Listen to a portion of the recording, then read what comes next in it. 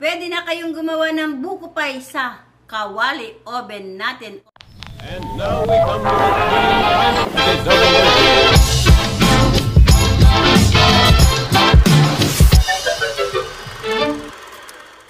Hello mga kumari, welcome back again to my channel. Ngayon ay gagawa na naman tayo ng another pie na recipe. Nag-testing akong mag-pie. Ngayon arunong na akong mag-pie mga kamamsi. Napakadali palang mag-pie mga kamamsi. Samahan nyo akong magluto ng buko pie na without oven. Etong ating ingredients sa ating crust. Siyempre kailangan natin ng 1 1/2 cup na all-purpose flour, malamig na tubig, 1/4 teaspoon na asin. Then galing sa ref na buttercup or margarine, 1/4 teaspoon na vanilla. Let's start mga kamamsi. I-mix na natin ang ating gagawin na crust. Unang-una natin gagawin na isip natin ang ating 1 1/2 cup na all-purpose flour. Ilagay natin ang 1/4 teaspoon na asin. And then ilagay na rin natin ang napaka-konti na vanilla. 1/4 teaspoon din yan mga kamamsi. And then saka natin utay-utayin ng lagay ang ating buttercup. And by the way mga kamamsi, kailangan galing sa ref ang inyong buttercup and then malamig siya na malambot. Gagamit tayo ng tinidor para natin ma-mix ang ating ingredients. So gamit ang ating tinidor, ganituhin natin yan no, para mapagsama-sama natin ang ating buttercup at ang ating harina. Pero para mas mabilis, turuan ko na kayo kasi matagal yan eh. Ganito nyo, ito yung pinaka-margarine nya, tapos sabuyan nyo ng harina, tapos saka nyo kimisin. O, ayan lang. O, ayan, o, tingnan nyo. Kuha kayo ng harina. Ayan. Nakita nyo, para siyang nagiging pulburon. O, diba? Napakadali lang pag ginamitan nyo na kaagad ng kamay. So, eto naging pulbo-pulburo na yan. Na-mix na natin yung ating harina at saka yung butter. So, ang gagawin naman natin ay lalagyan natin siya ng cold water na pa konti-konti. Magiging crispy siya at hindi makunat yung ating gagawin na crust ng pie kapag malamig na tubig ang inyong gagamitin. Lagyan pa natin ng isa. Lagyan pa natin ng isa. Then, lagyan pa natin ng 1/2 tablespoon. So, bali ang nagamit ko ay 3 1/2 tablespoon na cold water. Medyo minas ko siya ng konti para mapagsama-sama talagang mabuti yung ating buttercup o ating margarine. So, pagkatapos natin itong ma-mix, ayan na yung result niya. Ilalagay na natin siya sa isang cling wrap. Ayan. So, eto na, nilagay na natin sa cling wrap. Binalot na natin. Ilagay na natin ito sa ref. Huwag niyong ilagay sa freezer. Ilalagay natin siya for 1 hour. So, etong ating ingredients sa pinakapalaman ng ating buko pie. Siyempre, kailangan natin ng 2 cups na shredded na buko. And then, kailangan din natin ng all-purpose flour, powdered milk, swak po yung gamit ko na Bear Brand, white sugar, tubig, 1/4 teaspoon na asin, 1/4 teaspoon na vanilla, at saka isang itlog. I-mix na natin ang ating ingredients. Ilagay na natin yung 1/2 cup na powdered milk. And then, ilagay na rin natin yung ating white sugar. Ang lahat po ng ingredients ay ilalagay ko sa description box. And then, ilagay na rin natin yung 1/2 cup na harina. And then, saka natin paghalu-haluin. Lalagyan ko to ng tubig mga kamamsi. Wait lang. And then, lagyan natin ng tubig. At saka natin salain. So, bali 3/4 cup yung nagamit ko na white sugar dito. Kapag ka-mix natin ito, ilagay natin yung 1/4 teaspoon na asin, 1/4 teaspoon na vanilla para mabango. And then, iset aside natin. Batihin natin yung isang itlog. Hindi ko sinama kaagad-agad yung itlog kasi hahatiin ko ito. Magtitira ako ng konti para pang brush ko dun sa ating pie mamaya. So, ilagay natin yung 3/4 ng itlog. So, ayan. Ito yung itlog natin ititira para sa pang-brush natin dun sa ating pie mamaya. Mix na natin.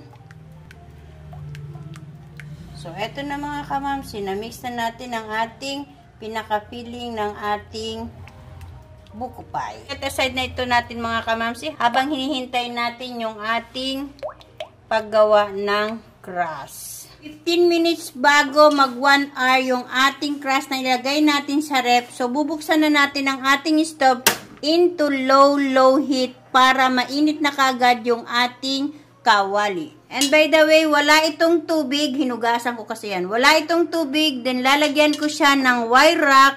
Tatakpan ko siya ng kaldero para uminit ng mabuti yung ating kawali oven. Tatakpan natin ng kaldero yung ating kawali. Then, balikan natin siya mamaya pagkatapos nating maayos yung ating gagawin na buko pie. Ganito kaliit yung ating apoy. So, after 1 hour, tinanggal na natin sa ref.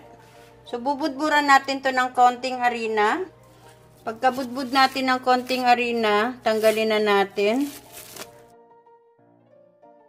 Ito yung pangibabaw.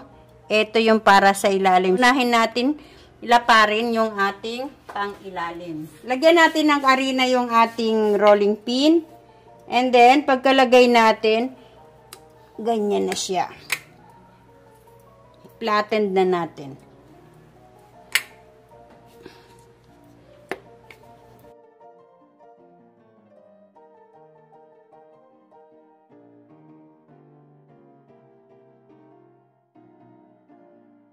So, basta ganyang may butas, gaganyan ninyo lang yan. Oh. Kasi masyadong manipis. Kuha kayo yan sa tagiliran na yan. And by the way, gagamit ako yung standard na 9 inches na pie pan. And then, kunin nyo to, ganyan. Kukunin nyo tong pie pan natin na 9 inches ang kalaki. And then, ilagay nyo lang. So, ganyan lang. Dahan-dahan lang para hindi masira. So, ayan. Ganyan lang siya. Iayos natin dito. Ganyan. Iaangat nyo ng konti. Tapos, ganyan nyo yan. Iaangat nyo ng konti. Tapos, pipisilin nyo. Ganyan. Yan, pagka ganyan nyo, yung mga sira na yan, gaganan nyo. Para walang sira. Pagkaayos na ng crust ninyo sa inyong pie pan, so, ang gagawin natin, kukuha kayo ng tinidor, tutusok-tusukin nyo ito.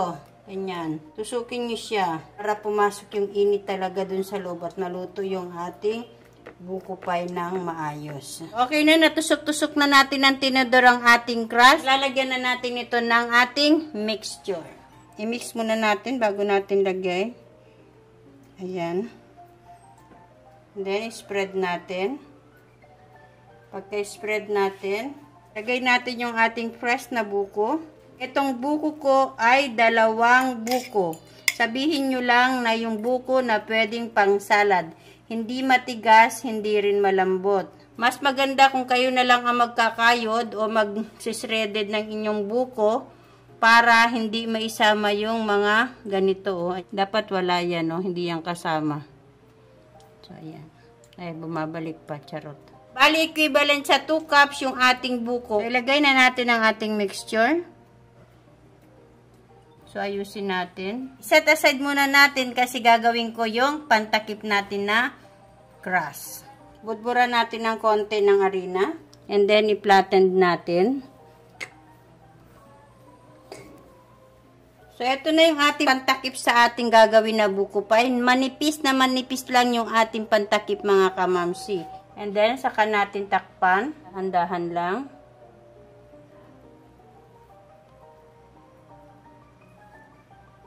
And then, saka natin pindutin dito ng tinidor para malak siya. Dahan-dahan lang para hindi mabutas. Pag may butas na ganito, tapalan nyo lang ng konti. Bawasan natin ng konti yung ating excess na crust. Pwede nyo itong guntingin. Guntingin nyo na lang. Then, pindutin nyo liha, see to it na nakalak siya. Ayan o, tingnan nyo yung kamay ko. Ayan, pag ganyan. Pag ganyan. Pag ganyan. Yan yung mga excess nating na crust. Pasukin nyo lang, ganyan o. Ayan. Puwasan nyo ng konti yung mga ano basta masyadong marami. Masyadong makapal. After natin ma-fold yung excess ng ating crust, so ang gagawin natin ay ganito. Pindot, pasok. Pindot, pasok. Pindot, pasok. pindot, pasok, pindot, pasok, pindot, pasok, pindot, pasok. So, after nating na-fold yan, ayan, na-forma na siya na talaga na pie. Tutusukin natin yan. Kailangan mabutas talaga yan. Ayan. Ayan. Ayan. Ayan. So, after nating mabutas ng tinidor yung ibabaw, ito yung tinira natin na itlog kanina, ibabrush natin yan. I-brush nyo hanggang sa tabihan. Maganda ang outcome niya basta brush nyo ng itlog. Magtira na lang kayo ng itlog gaya ng ginawa ko. So, na-brush na natin ng itlog yung ibabaw ng ating buko pie. So, isalang na natin ito mga kamamsi. Ready na yan para isalang. Mainit na yung ating kawali. Then, ipapatong na natin yung ating gagawin na buko pie. Dahan-dahan at baka kayo mapasok dito at bumikit yung inyong kamay sa kawali. And then, takpan na natin. Dodoblihin ko siya ng takip para sigurado na hindi siya sisingaw. Ilagay ko na siya sa low heat. Babalikan natin siya after 45 minutes. Check na natin after 45 minutes. Charan! Wow! Hindi pa siya masyadong luto kasi may dumidikit pa sa ating stick. So, takpan ulit natin ito. Balikan natin siya after 15 minutes na naman. Balikan natin siya. So, i-check natin after 15 minutes. So, bali 1 hour na natin nakasalang yung ating buko pie.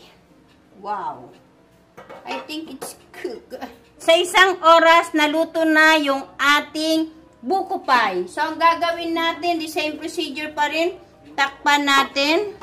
And then, i-off na natin yung ating stove. Mamaya, babalikan natin pag medyo malamig na ang ating buko pie. Tanggalin na natin sa ating kawali. Medyo malamig na to ng konti. At tatanggal yan mga kamamsi. Ayan. Baligtarin natin.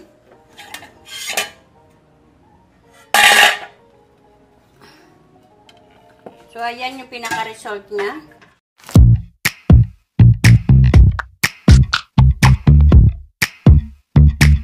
Dito tayo magkakatalo sa pag-i-slice niya. Titikman na natin kung ano ang lasa. Talagang crispy yung tabihan niya. Oh, naglagari pa ako at charot. Ingatan ko lang na di siya masira. Mainit pa kasi siya mga kamamsi, as in mainit pa siya. Ang sarap niya, oh. So, tanggalin na natin.